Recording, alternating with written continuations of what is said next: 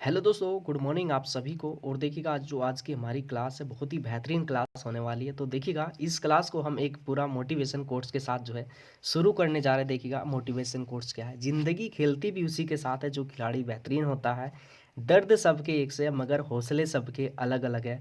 कोई हताश होकर बिखर जाता है तो कोई संघर्ष करके निखर जाता है। तो आपको संघर्ष करना है, पूरी ईमानदारी के साथ देखिएगा लग जाना इस जो है एग्ज़ाम में। पूरी ईमानदारी के साथ अगर आप मेहनत करोगे तो बेहतर रिजल्ट होगा आपका। देखिएगा तो आपको देखिएगा तैयारी करते हुए बिल्कुल भी हताश नहीं होना, पूरा देखिएगा पॉजिटिविटी के साथ तैयारी करिए, मेहनत करिएगा। और देखिएगा ये नहीं देखना है कि आपको कि मेरे पास समय कम है। तो समय देखिएगा सबके पास बराबर होता है। तो आपको जो है अपना कोई भी वर्क है तो समय निकाल के उसको जो है करना चाहिएगा पूरी ईमानदारी के साथ। और देखिएगा आज का जो ये हमारा टॉपिक है इसमें हम कवर करने वाले हैं महान्यायवादी आपका या अटॉर्नी जनरल। और दूसरा जो हमारा ये टॉपिक रहेगा उसमें महान नियंत्रक एवं लेखा परीक्षक को हम पढ़ने वाले हैं। तो देखिएगा बहुत ही अच्छे से कंसंट्रेशन के साथ और पूरा ये आपके ये जो टॉपिक होगा दिमाग में सेट हो जाएगा। चलिएगा देख लेते हैं सबसे पहले कि आपका जो है महान्यायवादी या आपका अटॉर्नी जनरल। देखिएगा इनका जो अनुच्छेद है कौन सा है, तो यह है आपका अनुच्छेद 76 के अनुसार भारत का एक महान्यायवादी होगा, अटॉर्नी जनरल होगा। इसकी चर्चा किस भाग में की गई है, तो आपकी भाग 5 में भी इसकी चर्चा की गई है, याद रखिएगा। ठीक है, बाकी नियुक्ति जो है कौन करते हैं, तो नियुक्ति जो है राष्ट्रपति द्वारा की जाती है और राष्ट्रपति के प्रसाद पर्यंत ही ये अपना पद धारण करते हैं। बाकी ये त्यागपत्र किसको देंगे, जो भाई नियुक्ति करेगा उसी को ये जो है आपका त्यागपत्र देंगे। बाकी योग्यता क्या होती है इसकी, योग्यता होती है सर्वोच्च न्यायालय के न्यायाधीश बनने की योग्यता भी होती है इनकी। ठीक है, बाकी देखिएगा प्रथम महान्यायवादी की बात कर लेते कौन थे प्रथम, तो ये थे आपके MC सीतलवाड़। कौन थे प्रथम महान्यायवादी, MC सीतलवाड़। बाकी आपका देखिएगा इसमें विशेषता और कुछ इनके अधिकार है उनको भी हम देखने वाले हैं। तो देखिएगा यहाँ पे एक ये छिपा है इसके अंदर आपका न्यायवादी, आपका न्याय से संबंधित, आपका कानून से संबंधित पूरा कोई भी शब्द आएगा, ये क्वेश्चन आएगा वो न्याय से रिलेटेड होगा जरूर। तो चलिए देख लेते हैं यहाँ पे आपके इसमें भारत का प्रथम विधि अधिकारी कौन है, तो ये है आपके महान्यायवादी, विधि कानून आपका या न्याय से संबंधित आपके। ठीक है, और भारत सरकार को विधि सलाह कौन प्रदान करेगा, भाई विधि अधिकारी कौन है आपके, विधि अधिकारी है महान्यायवादी। तो ये ही आपको भारत सरकार को जो है विधि या कानून संबंधी सलाह प्रदान करेंगे। और भारत के किसी भी न्यायालय में जो है सुनवाई का अधिकार है इनको, भारत के किसी भी न्यायालय में जो है इनको सुनवाई का अधिकार है। न्यायालय आपका न्यायवादी इसीलिए तो कहा गया है इनको।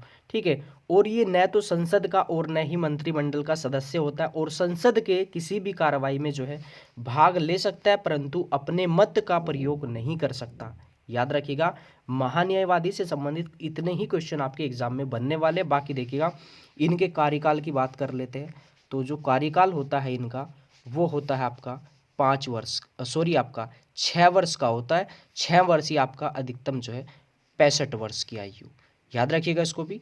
बाकी इसके बाद यहाँ पे लिख लेना, ये हो गया केंद्र सरकार के लिए आपका है ना, भारत सरकार के लिए।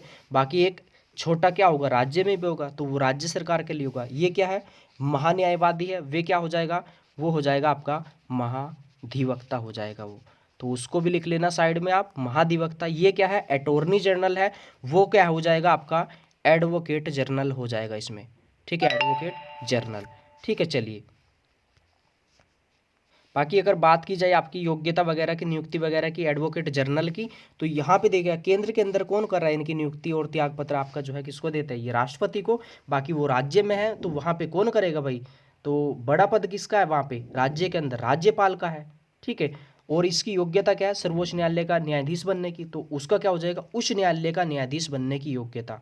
ठीक है, ये क्या है आपका भारत का जो है विधि अधिकारी, वो क्या हो जाएगा राज्य सरकार का विधि अधिकारी हो जाएगा। तो आपको कुछ भी चेंज नहीं करना है, कार्य बराबर है बिल्कुल, बस आपको यहाँ पे केंद्र डाल के और यहाँ पे डाल लेना राज्य आपका।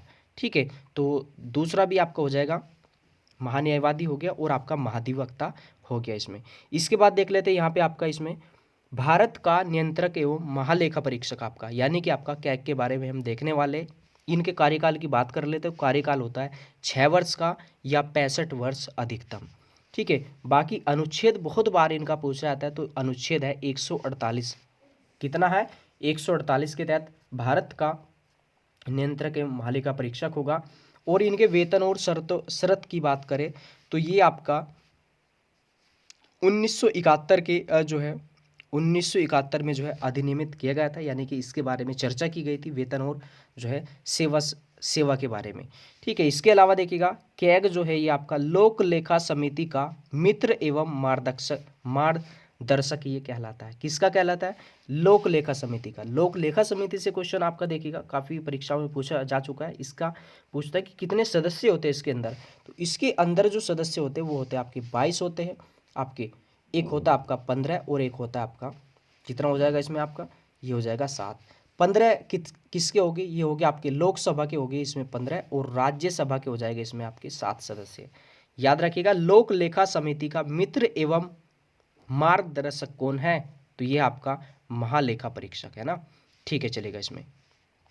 इसके अलावा देखिएगा यहाँ पे 1976 में आपके जो कैग को जो है अलग किया गया था सरकार के लेखांकन कार्य से। ये भी आपसे क्वेश्चन पूछ ले जाएगा आपका इसमें। ठीक है, और चलिएगा इसके बाद यहाँ पे देख लेते हैं आपका इसमें। यहाँ पे ये हमने देखा, देखिएगा इसमें आपका पहले कौन थे? आपके MC सीतलवाड़ थे। और अगर बात की जाए वर्तमान की तो यहाँ पे लिख लेना, वर्तमान से आपसे जो है क्वेश्चन पूछा जा सकता है। तो ये हो जाएगा आपके वादी है ना, वैसे हो जाएगा आपका वेणुगोपाल, आपका के वेणुगोपाल। इसको भी आप नोट कर लेना जल्दी से अच्छे से। ठीक है। इसके बाद यहाँ पे भारत के नियंत्रक एवं महालेखा परीक्षक वर्तमान में कौन है? इसको भी लिख लीजिएगा आप इसमें, वर्तमान में कौन है? तो ये हो जाएगा आपके गिरीश चंद्र मुर्मू, आपके गिरीश चंद्र मुर्मू। ठीक है।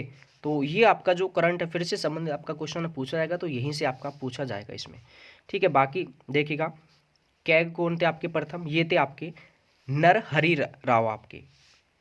आप इसको ऐसे भी याद रख सकते हैं, भारत का नियंत्रक एवं महालेखा परीक्षक। जैसे आप नियंत्रक आप बनाओगे इसको नियंत्रक, न से नियंत्रक, न से आपका नरहरि राव, वर्तमान में हो जाएगी आपके। ठीक है। चलिएगा इसके बाद देख लेते हैं यहाँ पे आपका जो समितियों से क्वेश्चन आपका पूछा जाएगा, कई बार आपका पूछा जा चुका है कि आपका इसमें कि देखिएगा सबसे बड़ी संसदीय समिति कौन सी है? तो सबसे बड़ी संसदीय जो समिति ये आपकी प्राक्कलन समिति। इसमें कितने सदस्य होते हैं? इसमें 30 सदस्य होते हैं। इसका जो कार्यकाल होता है, इन सभी का जो कार्यकाल है आपका 1 वर्ष का होता है। ये सभी जो सदस्य होंगे प्राक्कलन समिति के अंदर आपके सारे के सारे लोकसभा से होंगे आपके। ठीक है। बाकी बात कर लेते हैं आपका लोक लेखा समिति में कितने सदस्य होते हैं? आपके 22 सदस्य होते हैं। बाकी सरकारी उपक्रम समिति में भी 22 सदस्य होते। बाकी इसके अलावा याचिका जो समिति है आपकी याची ई की आवाज आ रही है, तो इसमें हो जाएगा आपका लास्ट में आपको 5 मिलेगा, बाकी इसके हो जाएंगे 15। कार्यकाल 1-1 वर्ष का होता है। और देखिएगा इसमें जो सदस्य बटे हुए होते हैं लोक लेखा समिति सरकारी उपक्रम समिति में, ये आपके 15-7 में होते हैं, 15 लोकसभा से और आपका 7 राज्यसभा से। इसमें भी सेम ऐसे ही होगा। तो आपसे सबसे पहले तो ये क्वेश्चन पूछ जाएगा आपका इसमें कि सबसे बड़ी जो आपकी समिति है कौन सी है? तो आपका आंसर आएगा इसमें प्राक्कलन समिति। अगर आपसे क्वेश्चन पूछा है कि आपका जो है लोक लेखा समिति का मित्र एवं मार्गदर्शक कौन है? तो ये हो जाएगा आपका इसमें भारत का नियंत्रक एवं महालेखा परीक्षक है ना। चलिएगा इसमें अब यहाँ पे आपके कुछ प्रैक्टिस के लिए क्वेश्चन है, उसका जो है सभी को आंसर करना और सभी को बताना कि आपका कितना क्वेश्चन राइट हुआ इसके अंदर। ठीक है। चलिए, भारत सरकार को कानूनी विषयों पर जो है कौन परामर्श देता है? अटॉर्नी जनरल, उच्चतम न्यायालय के मुख्य न्यायाधीश, या विधि आयोग के अध्यक्ष, या इनमें से कोई नहीं। तो भारत सरकार को कानूनी विषयों पर जो परामर्श देता है ये कौन देता है भाई? ये हो जाएगा आपका अटॉर्नी जनरल, आपका अटॉर्नी जनरल या भारत का महान्यायवादी है ना। न्याय आपका कानून से संबंधित है ये। ठीक है। चलिएगा इसमें, और यहाँ पे अगला क्वेश्चन पूछा कि भारत के महान्यायवादी को कैसे नियुक्त किया जाता है? तो ये आपका संसद द्वारा, राष्ट्रपति द्वारा, संसद की सिफारिश पर राष्ट्रपति द्वारा, या मुख्य न्यायाधीश द्वारा, या लोकसभा अध्यक्ष द्वारा। इसमें आप सभी को जल्दी से आंसर करना है इसका। तो हमने भी जो टॉपिक किया था उसमें भी देखा था। तो ये जो नियुक्त किया जाता है ये किया जाता है आपका राष्ट्रपति के द्वारा, और राष्ट्रपति के प्रसाद पर्यंत ही अपना पद धारण करता है। अनुच्छेद किसके तहत? छंतर के तहत, आपका याद रखिएगा इसको। बाकी देखिएगा ये क्या है, महान्यायवादी, और हमारा राज्य के अंदर क्या था, महाधिवक्ता। जैसे इसका जो अनुच्छेद हमने निकाल लिया छंतर है, बाकी महाधिवक्ता का देख लेते हैं, महाधिवक्ता, ठीक है, क्योंकि ये राज्य का छोटा है, तो छोटे के लिए क्या करो, हमें बड़ा तो पता है ना, या महान्यायवादी का छंतर है, तो हमें क्या करना है, इसमें से एक एक घटाना है, केवल एक घटाओगे तो 6 में से कितना बचेगा, 5 बच जाएगा। अब कितना हमें घटाना है, एक एक एक घटाया था ना यहाँ पे, तो इसमें भी एक घटा दो, ये 7 है तो कितना हो जाएगा आपका, ये 6 हो जाएगा। भाई कितना कितना घटाया हमने, एक एक ही तो घटाते ला रहे थे, सीधा वो यहाँ पे लिख दो।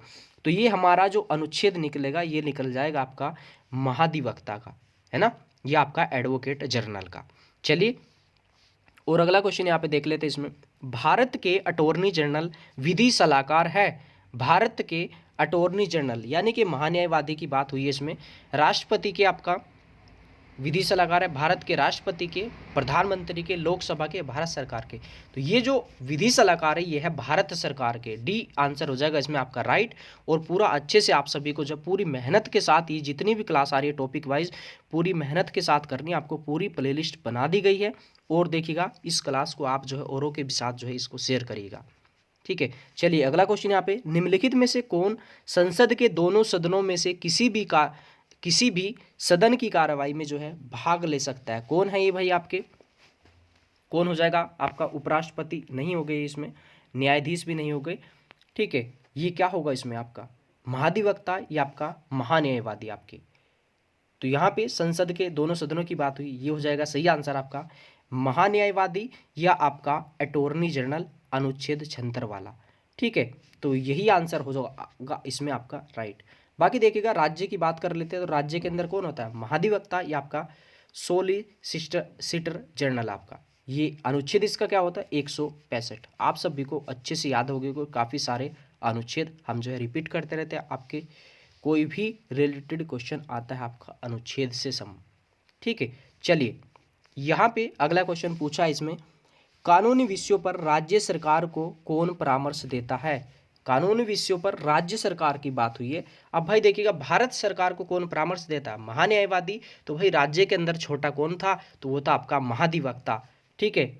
ये क्या हो जाएगा आपका महाधिवक्ता या आपका एडवोकेट जनरल, यानी कि आपका हो जाएगा इसमें आपका बी आंसर होगा इसमें राइट, ठीक है। यहाँ पे राज्य सरकार की बात हुई है, राज्य ये क्या है आपका महान्यायवादी, ये तो केंद्र के लिए था, ठीक है। बी आंसर होगा इसमें आप सभी का राइट। और अगला क्वेश्चन यहाँ पे देखिएगा पूछा है इसमें, भारत के नियंत्रक एवं महालेखा परीक्षक के पद पर नियुक्ति या इनका जो कार्यकाल होता है कितने वर्ष का होता है?